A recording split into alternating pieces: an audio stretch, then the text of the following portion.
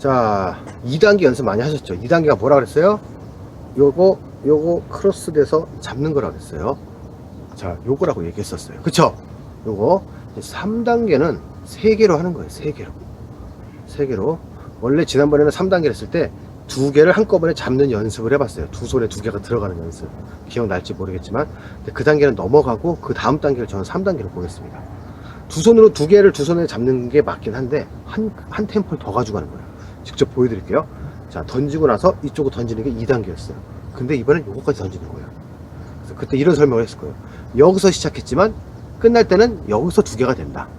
여기서 2개였지만 여기서 끝난다. 요게 바로 3단계로 잡았습니다. 보세요. 자, 이때 단점은 공이 동그란 공이고 이게 탄력이 있는 공이다 보니까 잡을 때 튀어나갈 수는 있어요. 그거는 여러분이 연습하는 과정이니까 저도 오늘 영상을 찍으면서 많이 튀어나갈 수도 있어요. 이거 보여주기 위해서 원래는 튀어나가지 않게 또 던지고 또 던져서 계속 해야 되는데 지금 연습 삼아 보여드리는 거니까 부딪혀서 날아갈 수도 있어요. 그런 거는 편집을 할게요. 다시 여기서 이렇게 던지고 잡는 거예요. 자, 던지고 던져서 잡는 거. 다시 던지고 던져서 잡는 거. 자, 여기서 시작해서 열로 끝나는 거예요. 그래서 열로 끝나는 거. 자, 여기서 던지고 다시 던지고 던져서 잡는 거예요. 지금 여러분들에게 좀 편안하게 보여드리기 위해서 제가 조금 타이밍을 좀 늦게 잡고 있거든요. 근데 이거보다 조금 더 타이밍을 빨리 잡아도 돼요. 보세요. 자, 이렇게 잡아도 돼요. 이렇게 타이밍을 빨리 잡아도 돼요. 높이를 조금만 높이 하셔도 상관없습니다. 그래서 너무 낮으면 너무 급해요. 빨라요. 타이밍을 못 잡아요. 높이가 좀 어느 정도 있어야 되는데 그렇다고 막 저 높이까지 올리라는 건 아니라고 분명히 얘기했었어요. 요 정도 수준으로 하시면 됩니다. 이쪽도 요 정도 수준으로 하시면 되고. 그리고 지금 여러분 영상 보면 아슬아슬하게 비껴나가죠?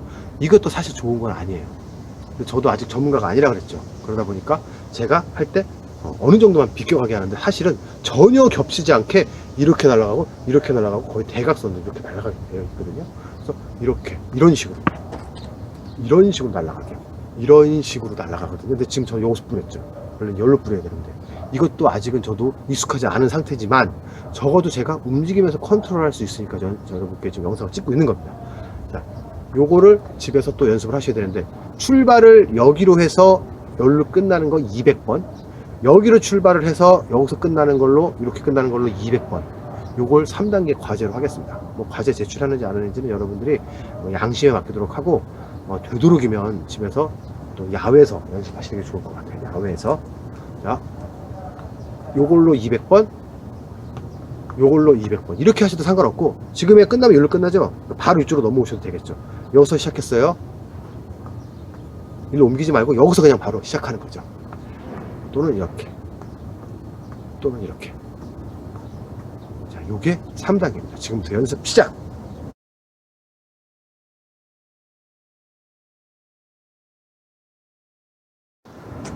자, 이번에는 4단계로 넘어갈 거예요. 4단계. 자, 4단계. 벌써 4단계까지 왔어요.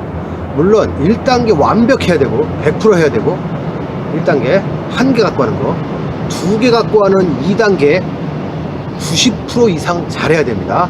그 다음에 아까 같이 3개로 해서 이쪽에 있던 걸 일로 옮기는 거, 이거는 80% 이상 성공률을 보여야 돼요. 그래야 3단계를 할 수 있습니다. 4단계를 할 수 있어요. 4단계는 똑같은데 요 공만 옮기는 거예요. 여기 있던 공을 여기로 끝나는 게 3단계였는데 여기서 끝나는 게 아니라 원래 있던 위치로 오는 걸 한 번 더 던지는 거예요. 자, 직접 보여드릴게요. 보세요. 요렇게 해서 일로 들어오는 거예요. 여기서 시작했죠. 보세요. 일로 끝났죠. 요게 4단계예요.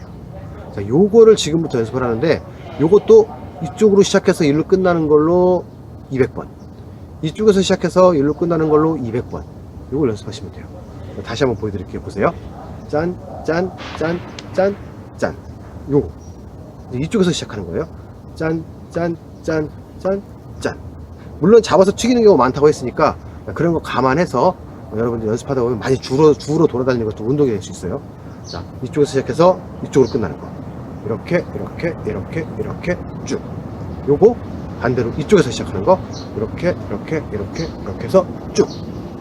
자, 조금 여유를 가지고 할 수 있는 그런 생각을 가지셔야 되는데 지금부터 이거 200번, 이쪽으로 200번 연습하시고 나서 이제 여러분이 할 수 있는 실수에 대한 얘기 간단하게 하도록 하겠습니다. 지금부터 연습 시작!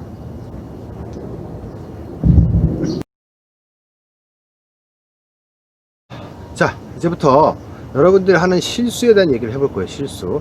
자, 이 실수는 뭐 미리 경험해보는 사람들이 상당히 많을 거예요. 실제 수업 때, 등교에서 수업할 때 저글링을 연습하고자 하는 학생들에게 저글링을 할 수 있는 도구를 주고선 개별적으로 연습을 하라고 해봤더니 실제로 어떤 학생은 상당히 연습을 열심히 해서 어느 정도 수준을 가지고 있어요. 그래서 그 학생 분명히 만점 받을 것 같아요. 그리고 어떤 학생은 열심히 하는데 어느 순간에 끊어져. 그런 학생들이 있는데, 그런 다양한 실수들을 제가 봤을 때 그 실수들이 왜 생기는지를 한번 생각을 해봤어요. 그랬더니 그 실수마다 다양한 결론들을 내볼 수가 있었는데, 첫 번째로 가장 많이 하는 실수는 아까 제일 처음에 얘기했던 것처럼 높낮이 차이예요. 높낮이 차이. 물론 우리가 기계도 아니고 선수도 아니기 때문에 내가 오른쪽에서 던진 공이랑 왼쪽에서 던진 공에 약간의 차이는 있을 수 있어요. 얘는 여기까지 올라가는데 얘는 여기까지밖에 못 올라가. 사진으로 찍어놓고 보면 이만큼의 차이를 보이지만, 이 정도 수준은 여러분들 화면에서 내 머리 위로 올라가는 정도 수준의 공이라면 공 한두 개 정도의 차이는 충분히 커버할 수 있어요. 충분히. 그렇게 계속해도 상관은 없어요. 그러면서 느는 거니까. 그런데 현저하게 차이가 나는 경우가 있을 수 있어요. 여기 있던 거, 여기 있던 거. 이런 경우. 자, 이렇게 높낮이를 낮게, 한쪽이 낮고 한쪽이 너무 높고 해서 그 차이가 너무 클 때는 분명히 실패합니다. 물론 일부러 그렇게 하는 사람들도 있겠죠. 그거는 내가 이걸 기본적으로 할 줄 안다는 가정하에 하는 거고. 자, 첫 번째 실수가 뭐라고요? 높낮이의 차이가 너무 크다는 거예요. 첫 번째 공과 두 번째 공. 그러니까 오른쪽에서 던지는 공은 항상 높이가 어느 정도 되는데 왼쪽에서 던지는 공은 낮다거나 그 반대인 경우, 이런 경우가 대부분이었습니다. 그다음에 두 번째 경우는 내가 공을 던졌다가 잡는 그 손에는 반드시 공이 있었어요. 그쵸? 그 공을 던지는 거잖아요. 그쵸? 그런데 이 공을 자꾸 올라가면서 던지는 거예요. 첫 번째 했을 때는 참 이상적으로 잘 던져서 잡았어요. 이 공 날아갔죠? 그러면 이 공은 다시 내려와야 되는데, 그래서 이렇게 움직이는 거죠. 이렇게. 그쵸? 이렇게. 근데 여기 있어. 그냥 그대로. 그 다음에 더 올려야 돼. 그 다음에 더 올려야 돼. 계속 올라가는 거예요. 그러다 보니까 내가 어떻게 컨트롤이 안 되는 거죠. 여기서 시작했으면 요 정도 수준에서 끝나야 되는데, 조금 늦게 잡을 수도 있고 밑에서 조금 빨리 잡을 수도 있지만 내 손이 움직이는 요 정도 범위 안에 있어야 되는데 자꾸 올라가.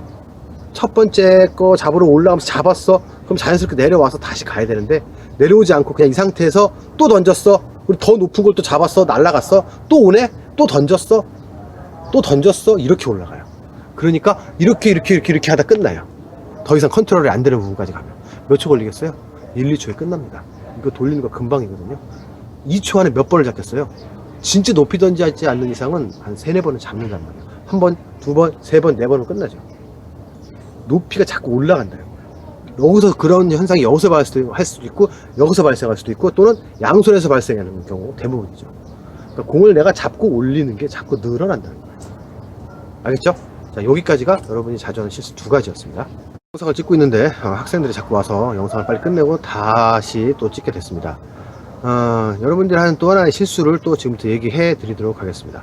자, 일단 저글링은 어느 정도 높이를 잘 맞출 수 있는, 또는 따라가지 않는 그런 학생들이 있는데, 이 따라가지 않는 학생들이 있는 반면에, 따라가지 않는 게 수직으로 안 따라가는 거지 앞으로 따라가는 애들이 있어요.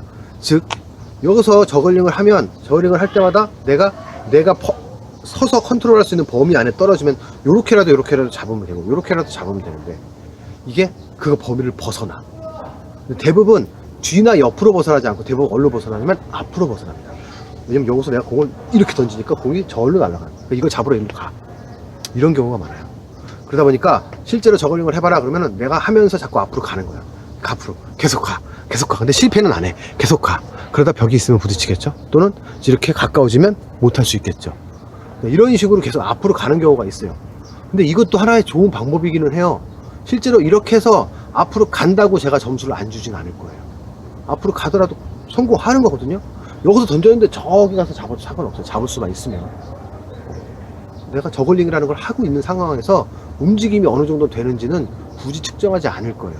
성공률만 측정할 건데, 여러분들이 앞으로 가는 경우가 있는데, 이거 실수라고 표현했지만, 여러분들이 앞으로 가는 가장 큰 이유가 생각해 보니까 던질 때 일로 던지기 때문인 거죠. 그래서 그것을 내가 이쪽에서 잡고, 또 던졌을 때 좀 더 앞에 가서 잡고, 계속 앞으로 가는 거예요. 이렇게 계속.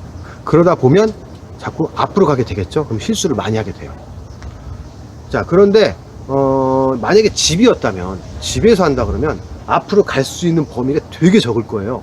앞에 의자도 있을 수 있고, 앞에 테이블도 있을 수 있고, 하다못해 조금만 가면 벽일 수도 있고, 특히 방에서 하면 뭐 움직일 범위도 별로 없죠. 뭐 여러분들 책상도 있어, 침대도 있어, 뭐 옷장도 있어, 가방도 늘어났을 거고, 이런 식으로 굉장히 협소할 텐데, 만약에 밖에서 진행을 하게 되면, 이렇게 밖에서 여러분들이 연습할 때 여기서 100m까지 가도 상관없어요. 계속 하면서 100m 가는 동안에 계속 한다고 생각해봐요. 몇 분 걸릴 것 같아요? 100m를 여러분들이 엄청나게 빨리 전력으로 뛰어도 뭐 얼마나 걸리겠어요? 10초 걸려요? 아유, 못 걸리죠. 10초 더 걸리죠. 한 20초 걸릴 거예요. 그죠? 근데 저글링을 하면서가 100m를 굉장한 그 능력자인 겁니다. 밖에서 연습하면 앞으로 가면서 성공하는 그런 경험을 계속 할 수 있어요. 물론 앞으로 계속 진행을 하고 있기 때문에 좀 불편한 감도 있고 실수할 확률도 있겠지만, 여러분들이 성공을 하고 있구나, 내가 지금 저글링을 제대로 하고 있구나라는 성공 경험을 할 수가 있다는 거죠. 그래서 이런 야외에서 하면 좋아요. 그러니까 그런 현상이 발생됐을 때 저는 이해가 돼요. 그렇지만 이해가 되지만 그걸 고치지 않으면 안 돼요. 고쳐야 돼요. 어떻게 하면 좀 덜 움직이고 할 수 있을까? 제자리에서. 그러니까 내가 던졌을 때 자꾸 이리로 던지고 받고 이렇게 가는 거 안 할 수 있게 최대한 첫 번째 1단계, 2단계를 정말 열심히 하는 학생들은 앞으로 잘 안 가요. 앞으로. 그런데 1단계, 2단계를 어느 정도 연습했지만 또 앞으로 가는 학생들도 있어요. 왜 그러냐면 기껏해서 공 하나 더 추가된 건데. 근데 완전 상황이 달라지는 거예요. 느낌 자체가 달라지죠. 그러니까 뭔가 바빠지는 느낌이 들고.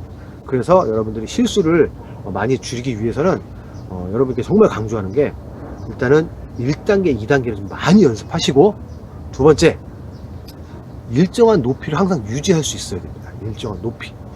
일정한 높이를 잘 유지할 수 있으면 여러분 실수를 제일 많이 줄일 수가 있어요. 일정한 높이. 그런데 이 일정한 높이라는 게 정말 잘하는 사람은 정말 여기서 해요. 여기서 계속 해요. 이렇게. 근데 그게 어떻게 보면 내 눈앞에 있으니까 좀 편할 것 같지만, 공끼리 부딪힐 확률도 있기 때문에 정확한 궤적이 아니면 정말 힘든 거예요. 굉장히 빨라요. 한순간 템포를 놓치면 실패할 확률이 높죠. 그래서 약간 높이를 줘야 돼요. 그렇다고 진짜 높이 올리게 되면 여유롭기는 해요. 이따가 이런 영상을 보여드리긴 할 텐데, 여유롭기는 하는데 단점은 놓칠 수가 있어요. 튀어서. 그렇죠? 여유롭긴 하지만, 그 다음에 어느 정도의 높이가 있어야 내가 정말 여유롭습니다. 아까 여유 얘기를 했는데, 왜냐면 내가 정확하게 던지고 정확하게 받는 아직 능력이 안 되잖아요. 어느 정도 신용만 낼 수 있잖아요. 지금 저도 그렇고. 그러니까 일정한 높이가 있어야 내가 약간의 실수한 거를 만회할 수가 있어요. 시간적으로 여유가 있어요. 근데 이거 던지고 이거 잡기 바빠 죽겠는데 이거 잘못 던졌어? 못 쫓아요. 그러니까 반드시 일정한 높이를 항상 유지하려고 노력해야 되는데, 그 일정한 높이가 제가 생각하는 나름대로 저의 높이는 이 정도 높이에요. 제가 지금 영상을 안 보고 있기 때문에 얼마큼 높이인지, 영상에서 얼마큼 높이를 표현되는지는 모르겠지만 여러분 대충 보세요. 자, 영상을 보면서 이 정도 높이에요. 이 정도. 이래야 시간적으로 여유가 생겨요. 이 정도. 그러다가 조금 익숙해지면 좀 낮춰도 돼요. 이 정도 낮출 수 있어요. 이 정도까지. 너무 높으면 제가 고개를 들어야 되죠. 제가 고개를 살짝만 들어도 볼 수 있는 시야 안에 있어야 돼요. 이 정도 높이가 가장 적당하다고 볼 수 있죠. 이 정도 높이가. 그래야 내 시야 안에 있죠. 그쵸? 내 시야 안에 있어야 할 수 있겠죠. 자, 그럼 다양한 방법으로 하는 거 제가 알고 있는 몇 가지만 영상으로 또 뒤에 또 같이 첨부하도록 하겠습니다. 자, 이상으로 여러분들이 하는 실수에 대한 얘기 했었습니다. 이상.